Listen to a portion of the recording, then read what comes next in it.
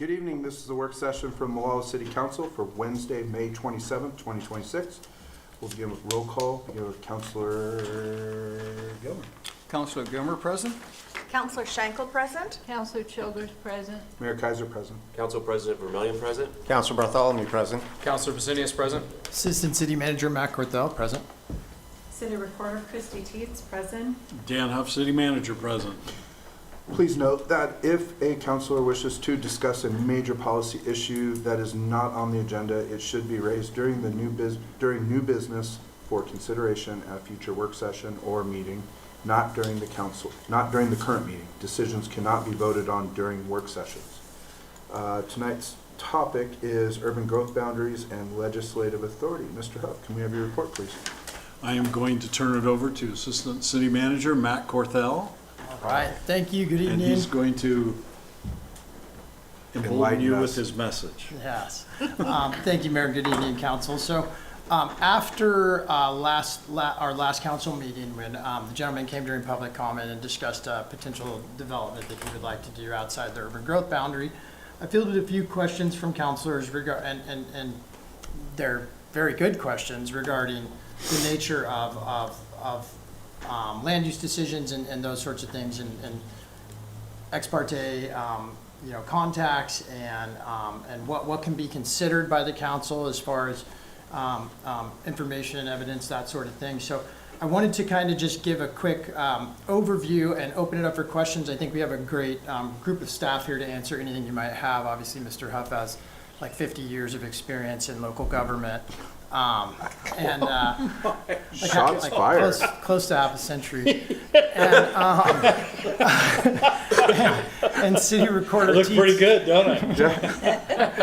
Well, and City Recorder Teets might have all the OJEC rules written on the inside of her eyelids at this point. So I think we've got a great group to answer questions. If we can't answer anything right here, right now, we'll jot it down and get back to you with answers for that stuff if you have questions that are kind of outside of our knowledge set as we sit here. So basically we're going to talk about the City Council's authority and how you exercise that. So City Councils generally make decisions in one of three capacities: administrative, quasi-judicial, and legislative. So when you think of administrative decisions, you're thinking about resolutions. Contracts that come in, you guys approve or deny those.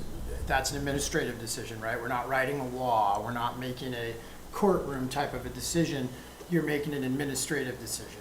Your personnel manual is the example I used in the staff report. I think that's very much on point, right? That's an administrative type of decision. It deals with administration. The quasi-judicial decision-making authority is something that you guys have substantially delegated to your planning commission, because it really only rears its head for the most part in cities in land use decisions. So those result in orders. The notice of decision is an order from the planning commission. Of course, you guys actually do have opportunities to sit in a quasi-judicial capacity. If there were an appeal of a land use decision, you would then be sitting in a quasi-judicial capacity looking at that issue anew, because they get a brand new look at the issue.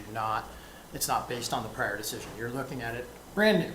And you guys have actually done that. Some of you folks were not here yet, but you've actually done that with a development when we were having trouble getting the planning commission 1 week to get here. So that's your quasi-judicial decisions.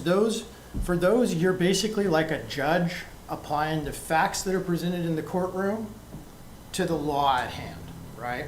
So, and you can't really go outside of that. That's why you have those ex parte considerations. And of course, you have to be unbiased, which is why things like your conflict of interest are so important, because the judge can't be paid for by the person they're adjudicating, right? And that sort of thing. So your quasi-judicial is where you're more like, you could think of yourself literally as a judge sitting in a courtroom. You can't have outside influence making your decision. You're going to read the law and the case law, whatever that may be. In our case, staff will present that to you and show you the relevant law. And you're going to listen to the facts presented in the courtroom, and then you're going to apply those facts to that law and make a determination on what the outcome is, and you'll issue an order to that end. Legislative authority is passing ordinances, right? You're writing laws. You're writing laws that can result in fines, et cetera. And one of the big ways that the legal world kind of looks at the difference between legislative and quasi-judicial is this a decision that affects basically the entire community or a small subset of individuals, right? Small subset of individuals, i.e. one in land use decisions, sometimes two, but point being is it's a very small subset of individuals that you're making a decision for versus a broad policy swath of the community, right? Usually the entire community, but even half the community, or, so that's kind of the big difference that we look at there. And those legislative acts are your ordinances. Excuse me. So legislative acts, more to the point, they set broad public policy for the entire community and are thus subject to public influence. Changes to an urban growth boundary are legislative in nature. So unlike most land use decisions, which these look a lot like, which are quasi-judicial in nature, a UGB expansion is subject to public influence, but not undue public influence. So someone can't pay you to make a vote or anything like that. That kind of obvious illegal things still apply. But they can certainly come in and say, hey, I really want you to bring in this property for all these reasons. And you guys can consider that as part of your decision-making process.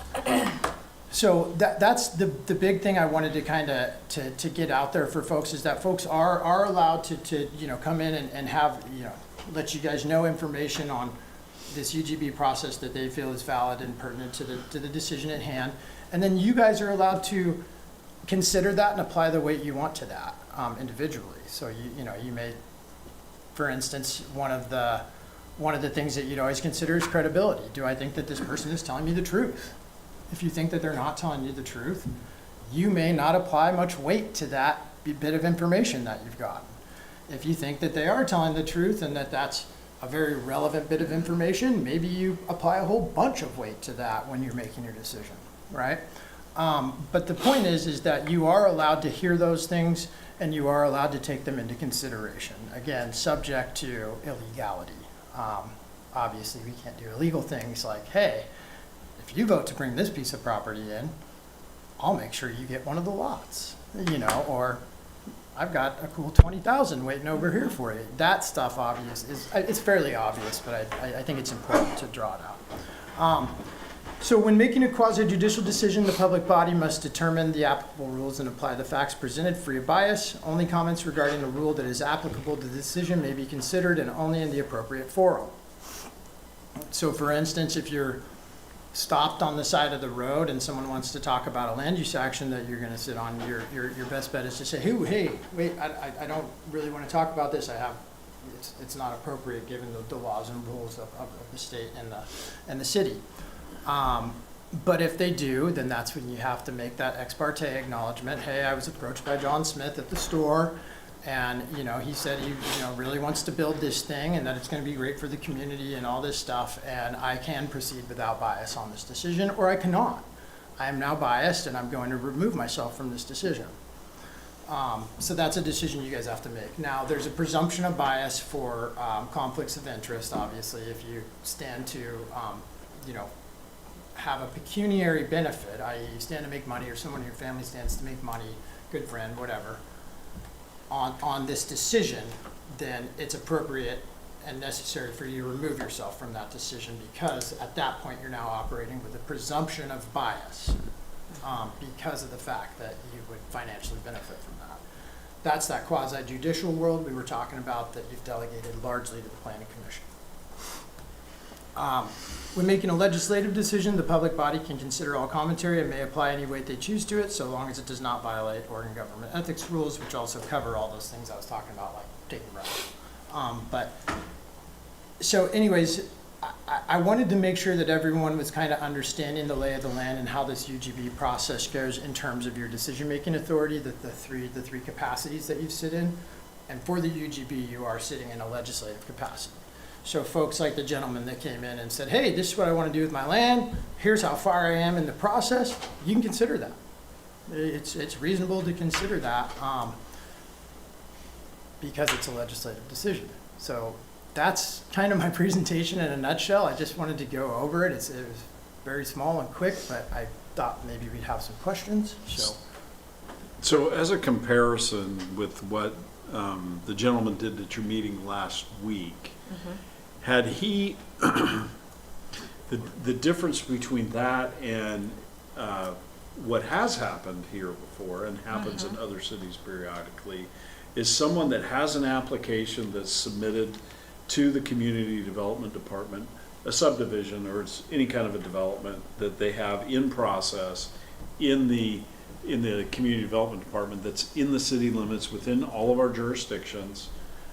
They come to a city council meeting because they want to inform you of their project, because they think you're the governing body. I just came here to tell you that I've got this great development. It's going to be a benefit to your city and it's going to bring jobs and all that stuff.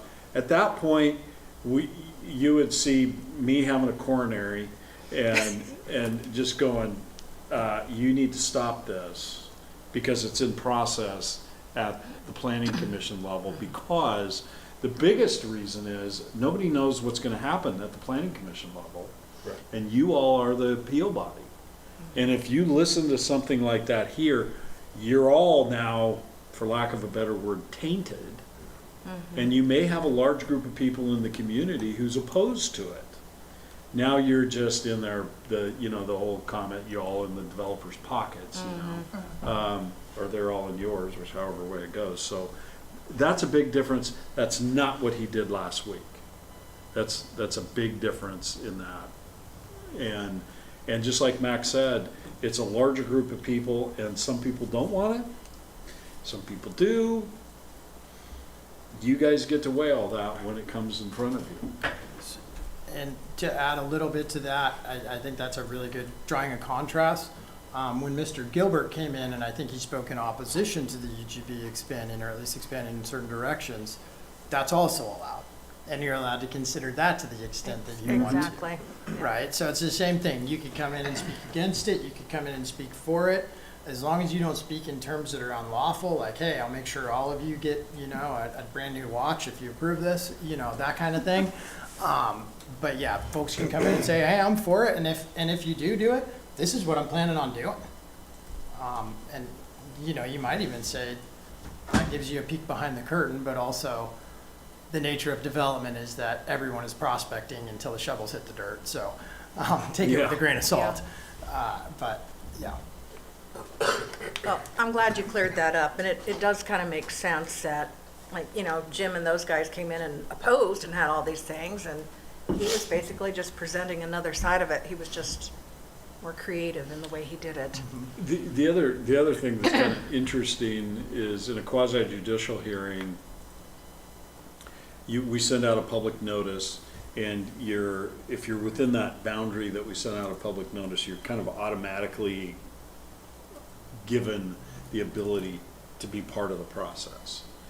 And if you're outside that area, you're still going to be able to participate, but you're going to have to come and say, hey, I'm an interested party because of the following reasons. With the UGB process or any legislative process like that, because it's just a wide swath, just anybody is permitted to participate. And that's what you've seen with Mr. Gilbert, and I can't remember the other guy's name. Mr. DeMayo.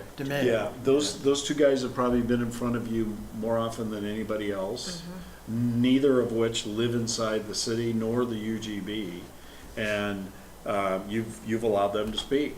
Right. And those people are not within your constituency, if you will.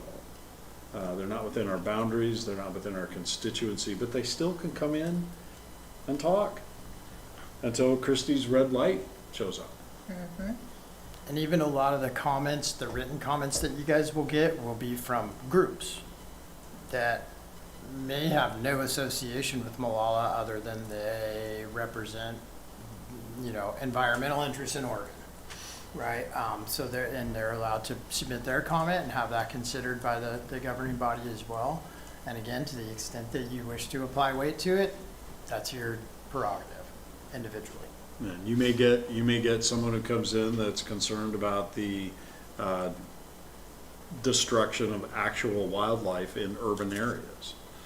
And, you know, they're gonna come in and say that UGB expansions impact those things. That's, I mean, it's kind of a joke, but it's also true. Yes, it is.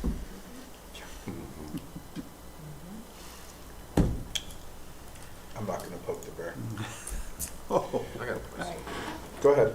Yeah, Thank you. so informing doesn't equal a bias, but and that's when he's informing here within the chambers.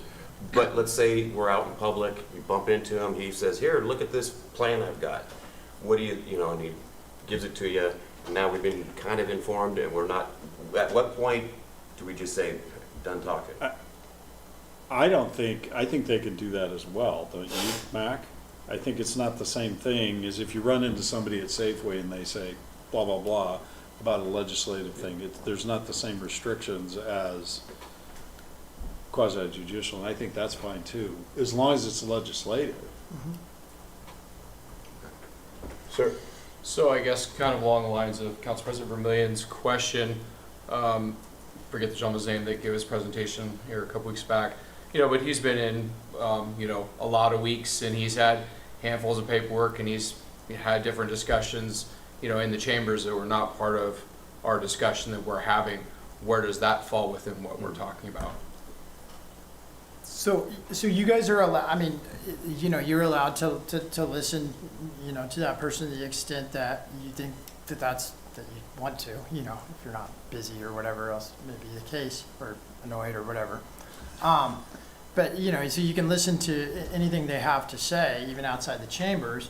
Where it would potentially raise some red flags is 2 or 3 of you are together or bump into each other at the store, and he starts talking about something in front of the 2 or 3 of you, and the 2 or 3 of you then start to converse about that topic. Now we look at a public meeting happening outside of the public meeting, right? Our serial meeting rules, if you will, to a degree. So that's where you can kind of get in trouble, but you're allowed to hear what they have to say.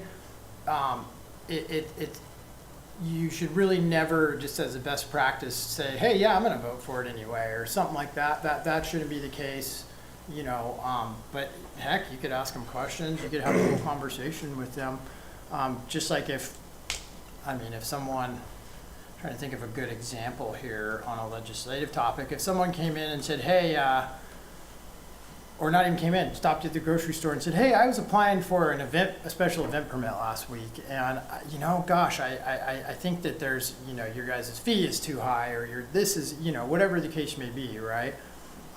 Since that's a legislative and not a quasi-judicial issue, you could listen to that, and then you have an opportunity to determine if you want to try and put that on the agenda and, you know, share out that, hey, you know, we had a citizen concern on this issue, and I'd like the council to consider it, kind of deal through, you know, our policies on getting things on the agenda and all that good stuff. So, but it's more of a situation where, yeah, they're kind of allowed to lobby you, as it were.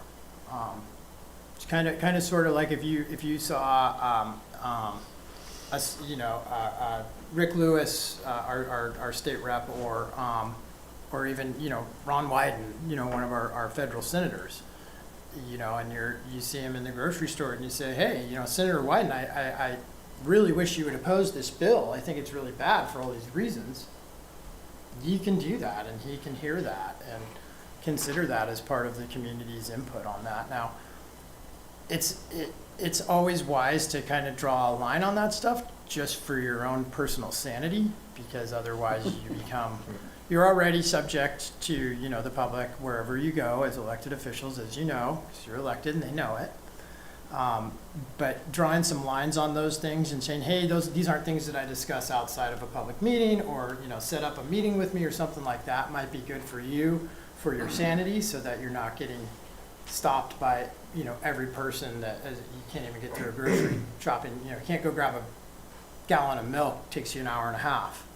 You don't want that to be the case either. So just as far as best practices for your own personal sanity and safety, it might be wise to draw some lines that you have on that sort of stuff, and determine how you want to take that input.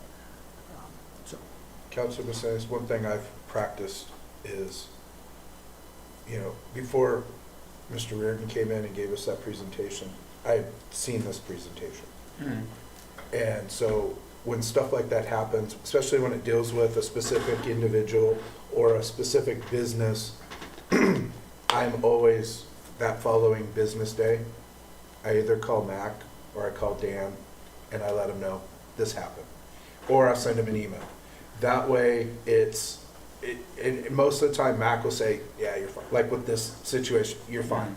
But there's never a case, if you've seen around the state lately with OJEC going after councils with information and bias. I mean, we just had a gubernatorial candidate, still has an investigation on him for a year on bias. So it never hurts just to shoot an email saying, this conversation happened regarding this, and staff will let us know if we need to announce the bias or if it compromised us in any situation. You know, and to me, that's been the safest way to go, where I haven't gotten in any trouble. Yeah, that makes total sense. Thank you. Yep, when in doubt, give us a shout. Yep. Yes, ma'am. Yeah, I think I got so kind of nervous about this when I found out that that guy has purchased that land. But the difference is, he's just doing this as he's showing us, and it's coming into the UGB, it's all about that. If the man lived in town and was wanting to build a development and then starts talking to us, then we're looking at a horse of a different color, right? Yes, and we would even get into the point where we're parsing out, are they in the city limits or not? But, because obviously you have your city limits, you have your UGB, right? And so Right. if they're outside the city limits but in the UGB and they came and had that conversation with you, it still isn't a good idea, because eventually their plan and goal is to take that to a quasi-judicial hearing. But to the extent they haven't submitted an application, they haven't even annexed the property into the city limits, so you can't even approve a land use, that we can't even hear a land use action on it because it's not in our jurisdiction yet. So you're technically allowed to hear that, but it's a good idea to stop them there, because down the road, if they do have an application in and it did make its way in front of you, then you would have to talk about ex parte, and you would have to have that bias discussion on whether or not that is biased. And the best way to handle that, because this is something that's somewhat common, somebody will call the mayor and say, hey, I have an idea for a development and I want to do X, Y, and Z, but I'm going to need a lot of water. What the mayor should do at that point is say, whoa, wait a minute here. You need to get a hold of Matt Corthell in our community development department, or Dan Zinder, and start there. And then similar issues has happened with Scott, and I'm not blaming Scott, I'm just saying, you know, people think they need to do it that way. And that's the kind of response to that you should always have. Is, I mean, you can be cordial and say, well, great, I'm glad you're thinking about doing something in town, but you know, you really need to start a process where it needs to be started, and move on. And then Scott's right, what he'll do is, as soon as he has an opportunity, he'll say, hey, I talked to this guy at Safeway, And I will say too that feeling uncomfortable about this, or that it's a little bit ambiguous, is probably the right feeling. And I say that because if you go and look up LUBA case law decisions, right, the Land Use Board of Appeals on ex parte contacts, et cetera, I mean, there's 500 different opinions on different scenarios that occurred that are like all these things we're talking to you about, that are like, and some of them you're like, well, oh, okay, so that happened, you know, hey, I was water skiing and the guy in the next boat yelled at me, you know, or whatever, you know what I mean? It's like, it's crazy stuff. So don't feel like, even though you know, it's not necessarily something that's like cut and dry and has really bright lines on the edges, you know, it should feel a little uncomfortable, and I think that's a good feeling to have, because that will keep you from maybe stepping over a line that you don't want to cross, that little bit of discomfort, to say, hey, wait a minute, before we continue this conversation, I don't even know if this is lawful. Let me do a little research, and your research, of course, is just give us a buzz and we'll do the research. But it's a good way to go about it. This is one of those things especially with OJEC, where I think we're all a little bit uncomfortable with the rules that have come out, and so we're constantly back in them, looking at them. Hey, I've got another weird situation that, even 3 years ago wouldn't have been weird, but now it is, and I need to go look this up and make sure where I stand on this. So we're constantly going back and referring to the rules and the decisions that have been made. So it's not like we have the book in our head on this either. It's just, it's one of those things that's it's obtuse, it doesn't have very good shape. And so you just kind of got to feel it out, and each situation is its own. You do, and I also add, these rules that Mac's talking about with ex parte contact and stuff, they apply to every city and every county across the entire state.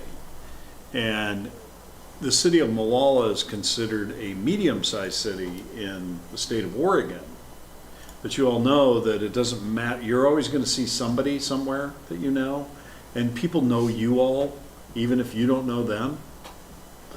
And so it makes it a little difficult sometimes. And I said this when I've been griping at Christie about this on numerous occasions, is can you imagine being in a city of 1,200 people where these kind of rules apply exactly the same to them as they do to you all, and they employ some of these people, or they work for some of those people, or they're in the same, they're the uncle, the aunt, the whatever. So just think about those situations and go, take a minute and say, and that's all you need to do.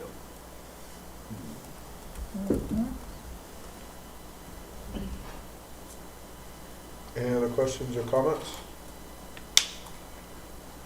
Anything else? Clear as mud, right? Anything else you need to add, Mr. Corthell? I was trying really hard, Mayor, to find the article. I have it on my computer, so I will send it out to you guys. I wanted to try and read you guys a couple of excerpts since we have a couple of extra minutes. But suffice it to say that I think when you guys read about the sisters' issues, you're gonna feel like you're in the Twilight Zone, because it's exactly. Many of the issues are exactly the same things that we've been dealing with. They may even have a little bit more to their current situation than what we do, but it's very interesting. And like I said, I highly recommend. I'll send that out to the council. It's a 5-10 minute read. And very informative, and it made me feel like, oh, okay. Because you're constantly looking at yourself thinking, is there something we're not doing here, that's causing this friction? And self-assessing and going back and saying, yeah, no, we handled that right. I'm not understanding, so we're not the only ones, and it sounds like it's the rule a lot more than the exception. So anyway. Thank you. Thank you. Anything you'd like to add, sir? I'm good. All right. Any other questions or comments? All right. Well, I will adjourn this work session at 5:28. 50.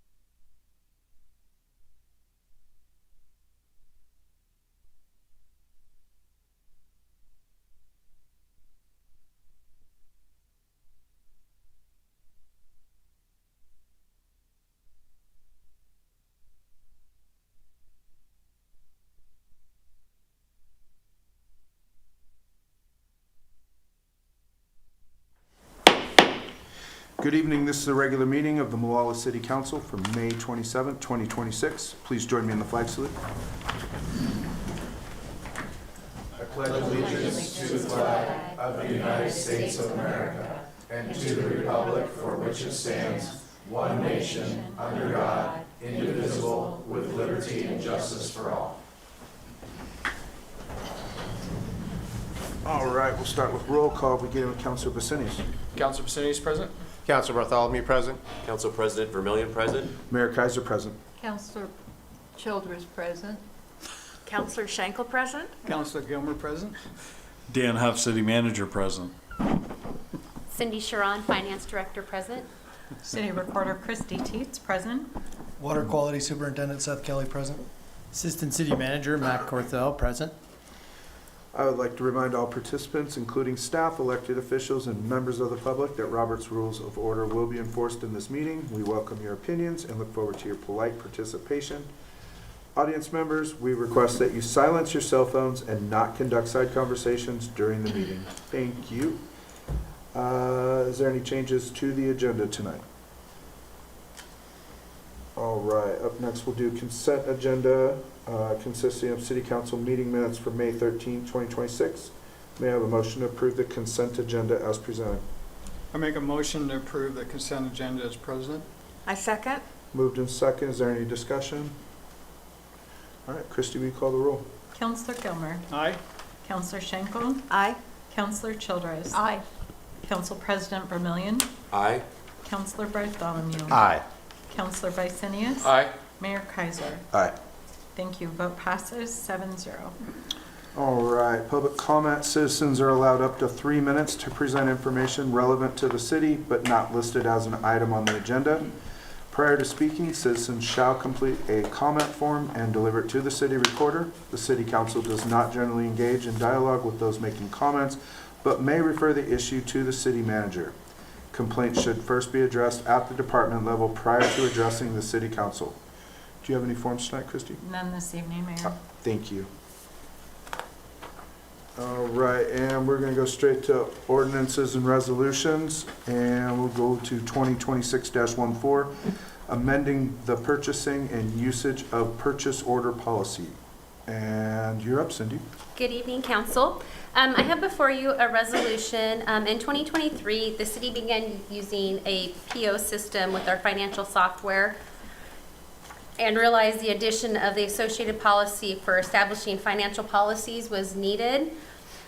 A resolution 2023-21 was adopted accordingly. The policy then had adopted included specific expense authority by the position. And in the last couple years, responsibilities have changed, prices have changed. So we are just taking the language out by the position, because that makes more sense, because we also have another, we have what we can spend by position. Dan approves, and we have that spending authority. It's just that our policy didn't need to be position driven. So it's just by title only is all this resolution is for. So I move to approve resolution 2614, a resolution for the City of Molalla amending the financial policy for purchasing and the usage of purchase orders by title only. All right. Is there a motion to approve resolution number 2026-14, amending the purchasing and usage of purchase order policy by title only? I move to approve resolution number 2026-14, a resolution of the City of Molalla amending the financial policy for purchasing and the usage or use of purchase orders by title only. Second. It's been moved in second. Is there any discussion or questions? All right, Christie, will you call the roll? Counselor Gilmer. Aye. Counselor Schenkel. Aye. Counselor Childress. Aye. Council President Vermillion. Aye. Counselor Bartholomew. Aye. Counselor Vicinius. Aye. Mayor Kaiser. Aye. Thank you. Vote passes 7-0. Thank you, Cindy. Thank you. All right, up next will be resolution number 2026-15, updating public contracting rules. Ms. Corthell will have your staff report. Thank you, Mayor. Good evening, council. So the state contracting code is the model code, and Attorney General's model rules for public contracting. The model rules apply to all municipal contracts in the state of Oregon. RS 279A.065 sub 6 explicitly allows local agencies like the city of Molalla to adopt their own sets of rules, use the model rules, or use a combination of both, though all must be compliant with the model code. The city of Molalla has used a combination of the model rules and local rules to contract for over 20 years. Notably, the city's contracting rules have a fairly narrow scope. They name the city council as the city's local contract review board, name the city manager as the city's contracting agent, regulate personal service contracts, provide authority for electronic procurements, and allow the city manager to declare a sole source.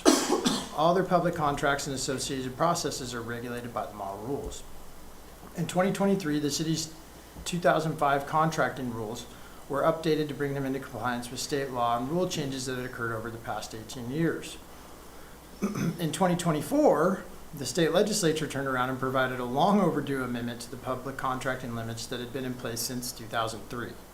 The adjustment is largely nominal in nature, meaning it changes the dollar limits but keeps spending power near that of the 2003 limits. This resolution would move the city's public contracting limits from the 2003 levels to the 2024 levels and tie them to the statutory limits for the sake of posterity and remove extraneous sections that have no effect. So in essence, what we're trying to do is update the limits to the current limits that apply since 2024 and then tie them to those statutory limits, meaning instead of having a dollar value in there, it ties them to the statute. So that when even though it's only happening every 21 years at this point, when they change those levels, the contracting resolution just ties to that instead of having to come back each time and update it. So that's what we're trying to do. And then there were some sections in there that were basically just duplicating the model rules, and anything that we're silent on automatically goes to the model rules. So that was kind of creating some confusion. I had to read them a few times to say, well, this is the exact same thing. So you know, it kind of creates confusion when folks are trying to contract and do the things they need to do under the law. They're looking at our model rules, or excuse me, our local rules, and then making sure that they're complying with the model rules as well, to the extent those comply. And so anyways, we just did remove those extraneous sections that had no effect. They didn't need to be in there. It automatically defers to the model rules in those cases. So. All right. I'll entertain a motion. I move to approve resolution number 2026-15, a resolution of the city of Molalla updating public contracting rules by title only. Second. Moved and second. Is there any questions or discussion? All right, Christie, will you call the roll? Counselor Gilmer, Aye. Counselor Schenkel, Aye. Counselor Childress, Aye. Council President Vermillion, Aye. Counselor Bartholomew, Aye. Counselor Bicenius, Aye. Mayor Kaiser. Aye. Thank you. Vote passes 7-0. All right, on to general business, biosolids removal opportunity. Mr. Kelly, we're ready for your staff report. Good evening, Mayor and Council. Just wanted to bring an opportunity to your guys' attention that we're kind of working through and put it on your guys' radar. Wastewater treatment plant construction progress. With the new change order that's allowing the additional biosolids removal, to remove all the existing biosolids, is also come up with another opportunity where we could potentially update our biosolids management plan, and therefore, with that update, hopefully get land application sites approved through DEQ, and they're working with us pretty cooperatively. And with that, we would be able to see a potential of $200,000 to $500,000 of additional savings in correlation with the $5 million grant from Oregon Lottery, the $2 million grant from USDA, the $500,000 from the Oregon DEQ, and the $2.5 million in the resequencing that we've already done now with this last change order. So I think it's a good opportunity. Wanted to put that out there for you guys as we work through it and see if there was any feedback. Wow. Yeah. Every time we turn around, you guys are coming at us with some savings. Great job. Yep, that's the hope. Hopefully we can get it through the finish line today. Actually, just this afternoon, got DEQ's approval on the updated sampling plan. So, like I said, they're working pretty cooperatively with us on turning it around quickly so that we can see that realization on the full amount of the removal that we're going to be doing versus down the road while they're already started on it, then changing gears. So. And then while I was here tonight, I thought I'd do a little update presentation for you guys. I think it's on your packets, but if you want to see it in color, if it's not in color on your packet, it's on the screen behind you. Before he dives into that, I wanted to add one thing about this biosolids land application is that this is not just a cost savings on your current biosolids land application. Those are the numbers that are represented for the project and getting all the biosolids out of the ponds. This will also provide you financial benefits down the road because we update the plan and get DEQ approval in order to be able to apply biosolids on fields.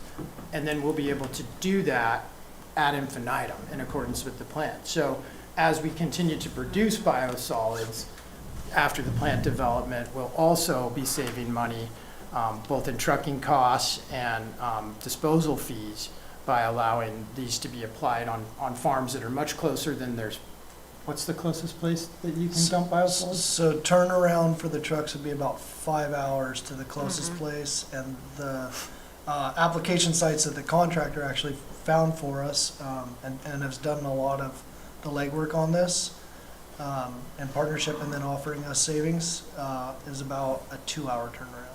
So. And it can also be a windfall because we're going to look at fields for our local farmers too and see if any of those folks are interested, especially our grass seed and those folks. So if they are interested and take advantage of this, then we'll be able to provide them free fertilizer for their fields as well. So it's kind of a win-win for everyone. I just wanted to kind of point that out. Yeah. Great. Fantastic job. All right. So next slide, if you don't mind, Kristen. So there's the overview, a couple aerial shots of what it's looking like about 2 weeks ago. And then on the bottom there, that's kind of a new structure that I don't know that we've shown you yet. That's the EQ basin, which was designed so that the big basin on the top doesn't have to be designed as large, because that EQ basin will handle the flows from surges from rain events. When you have I&I, it increases your flows. So all the concrete structures are nearly finished. The one on the top, there's a catwalk that is left to do, and the headworks on the front there by the highway, and then they'll be done with concrete work. Next slide. So in the front, new since the last update, grit removal is moving forward. That's that headworks unit I was talking about. So this part of the treatment facility is actually not only going to remove grit before it goes into the SBRs where the treatment will happen, but it also directs flow. So they have to be very precise in how this is built so that the hydrology goes the correct ways, as well as you get that full removal and the equipment that's moving inside of that structure doesn't hit the walls and kill itself. So it's kind of slow moving, but it's intentionally slow moving. And then the electrical room there, they're starting to get cabinets put in, wiring's starting to get pulled in, seeing some progress on that. On the left, they added in this what is called drawing a blank all of a sudden. The muffle furnace will go in there. And so the muffle furnace has a ton of heat, and that structure there will actually make it so that it'll remove the heat so you don't have that safety concern, as well as battling the AC unit and the furnace that's running 1,500 degrees Fahrenheit. So. And then some of the lab equipment has started to show up, so they're kind of putting that on the countertops out of the way as it's coming in, so that while they're doing the other work, it's able to not get damaged. Next slide. And then that top picture is that catwalk I was talking about. They're already starting to form it. And actually this week starting to put rebar in. So hopefully in the next couple weeks they'll get that section poured. And then that's all the major pours minus that headworks. And then there in the middle, you can kind of see a little window inside the concrete structure. So that's actually where all the water, after it's been cleaned through the sequencing batch reactors, will get caught with a decanter, which we'll see in the future once they get it installed. And it'll flow to there and then flow to the filters and then the UV system. Bottom left is on top of the catwalk section that has already been poured. And bottom right is on the other side of the SBR structure, and you can kind of see there's a pre-react cell and then the react cell. You guys come do tours on opening day and I'll explain that in more depth. Try not to put you to sleep while doing it. Next. And then again, that equalization basin. So they're working on doing all the finishing touches on this so that way they can actually utilize this for part of the next part of the upgrade over on that side. The existing transfer pump station will get an upgrade, and so this will quasi be a temporary transfer pump station while they're getting that upgrade done. They'll remove this equipment and then do the patchwork and clean it up again, and then it'll be ready to go. I think that's my last one. What's coming next? So they'll continue to do the installation of the electrical, all the cabinets in the control building, pulling wires, getting that control panels put up on that structure as those things come in and are available to be done. They'll continue to put the screw press together as equipment moves and gets out of the way so that they can place all the things in the right places. And then they will get the EQ basin piping connections done, get the finishing work done, and do the leak test so that they can move on with the next step. And biosolids removal is expected to start in July. Handrails on all the catwalks should start going up in the next, I think, month or so. And then mechanical components will continue to be installed until it's ready to go on there. Any questions? Go ahead, sir. Yeah, I did, just one quick question. When you go to fire it up for the first time, what is that like? I mean, do you have to run it flush through the whole system, or? So we'll run what's called a 7-day clean water test.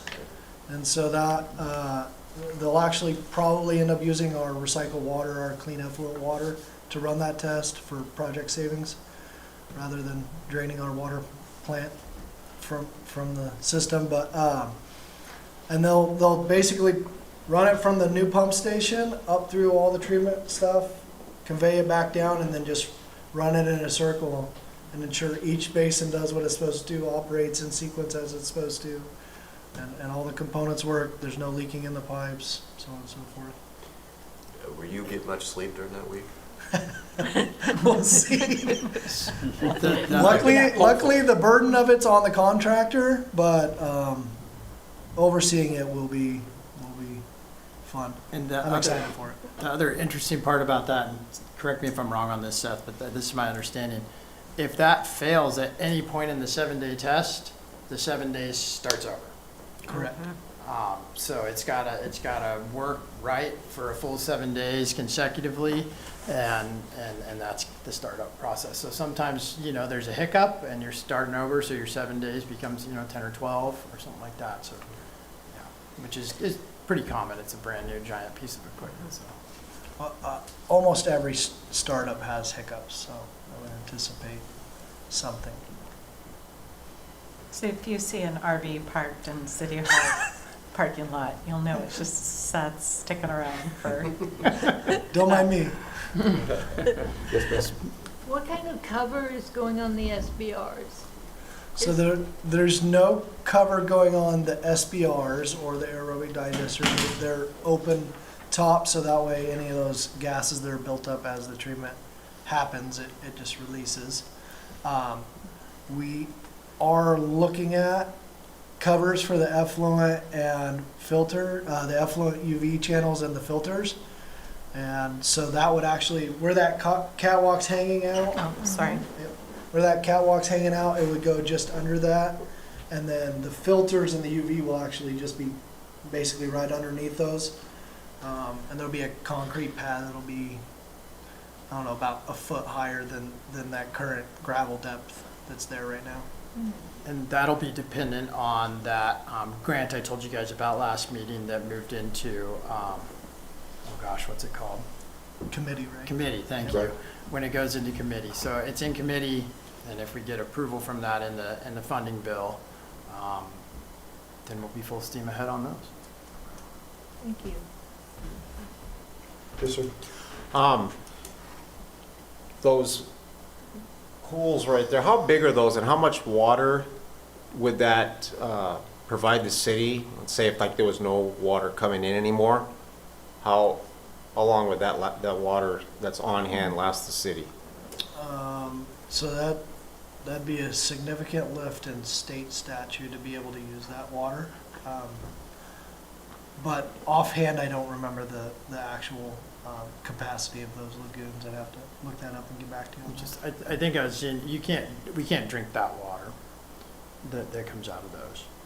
Oh, okay. Yeah, that's effluent. I mean, you probably could and be okay, but it doesn't meet state standards. Well, I guess it wasn't really referring to those, but like whatever is the water would be stored in, is there anything like that set up where like the water's cleaned and then it's in a tank somewhere and then it goes somewhere else, or is that it? So when the water's done being cleaned, it'll be conveyed to our clean effluent storage ponds, which is an element that is a part of this project, and we haven't really gotten to that yet because the biosolids removal actually has to take place first. After the biosolids are removed, the lagoons will be cleaned and left dry to UV disinfect, and then they'll be authorized by DEQ to be clean effluent storage. But even once it's clean effluent storage, that's a Class C recycled water, unless we wanted to make the effort to make Class A. But even Class A, which is the highest class of recycled water in the state that we have now, is not considered drinking water. It would be, Class A can be watered on school lawns and anywhere, basically, as long as you're not on it while it's being watered. So does that mean like the water coming up that's being cleaned, it's just like the amount necessary? There's no kind of So, are we talking on the clean water side? on the clean water side, So yeah. the clean water side, we're drawing water in, and then we're treating it, and then making it to the drinking water standard. It's conveyed through the distribution system to the citizens and all the different water uses in town. And then what makes it to the collection system then gets treated at the wastewater plant, and then we have to discharge that through recycled water and/or So it's just being, river discharge. it's being cleaned as it goes. There's no Yes. okay. Have you gone a tour yet? I have not. I would suggest getting a tour. He is excellent at showing every component, and you'd be able to see it there with your own eyes, being on the ground. And Seth does a phenomenal job of explaining, and he can show you the old system, so you can see the difference in between what we had and what we're going to. Okay, yeah. So the other thing is that, just to be clear, this is our wastewater system. Okay. I mean, Okay. Clean water. it's not the clean drinking water system off the Molalla River.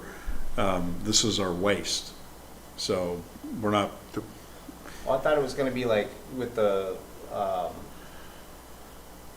photosynthesis or well, it has a UV treatment system. yeah. But we basically either put this water back into the river Or it goes to or water. it goes on the fields. Okay. So we're not sending it anywhere for people to drink. Okay. Or To your- option C, fire.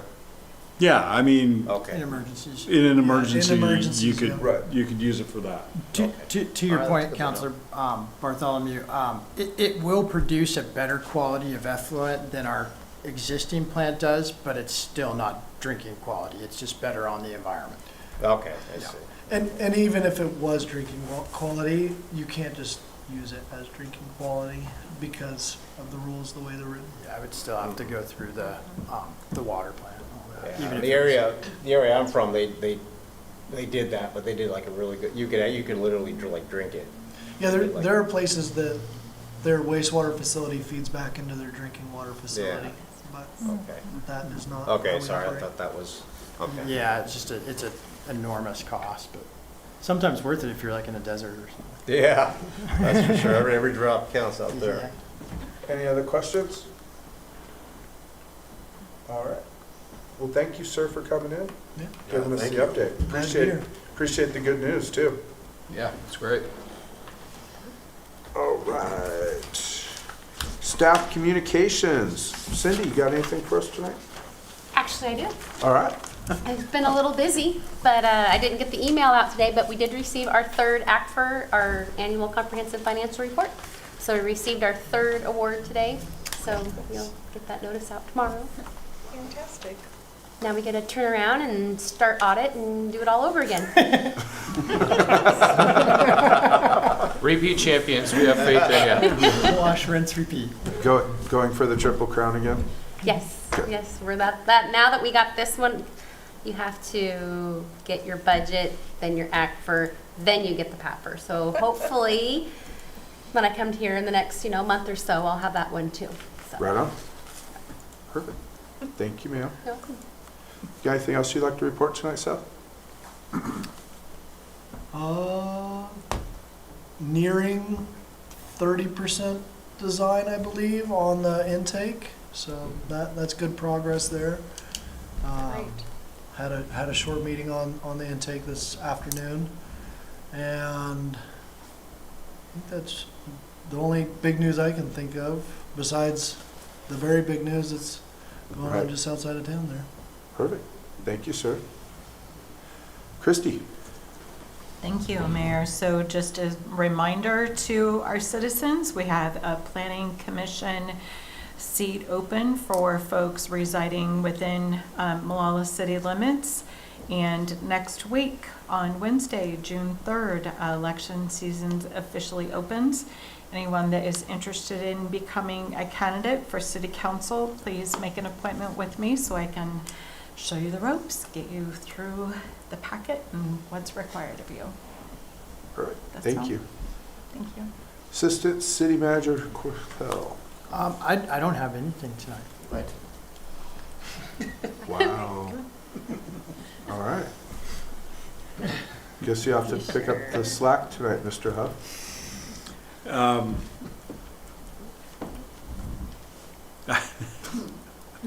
You've been throwing me off, Mayor. I'm sorry. I can't, not, I had a good joke, but I'm not going to tell it. At your next meeting, we will be having an urban renewal meeting. We are working with the fire department to expand the urban renewal district. So you'll be seeing that. So if you have any questions about what we're doing there, please let me know. We made some agreements with the fire department way back in 2011. And so this is finally coming to fruition for them. So it's a good thing for them, so. I don't really have anything else. We've just been busy and we're, as you know, we're a little bit shorthanded. We're finding some great people to fill those spots. Just takes time, so. Perfect. Thank you, sir. Mayor and Council, I would like to jump in real quick. City Manager Huff mentioned our next meeting. Our Urban Renewal Agency meeting will begin at 5 p.m. So for those of you that need those notices on your calendar, we'll start at 5 on June 10th. Okay. Oh, done? All right. Council Gilmer? Have nothing to report. All right. Council Bracers? Just with all the nice weather we have, a lot of kids are out there playing, riding bikes, zipping around town. Just be mindful of pedestrians, people playing, we're out there enjoying the sunshine. So just be mindful. See a lot of people going pretty quick down main drags here. So slow down, pay attention to your environment. That's all I have tonight, sir. Thank you. Counselor Bartholomew? I have nothing to report, Mayor Kaiser. All right. Counselor Schenkel? I don't have anything. Counselor Childers? A couple of things. Councilors Basinas and Gilmer and I will be meeting with our liaisons from the Molalla River School District this Saturday for a little catch-up. Continuing to build that relationship there. And on the light pole banners, we're getting, the staff will send out requests for bids to three area companies tomorrow, and get the process going on getting those made.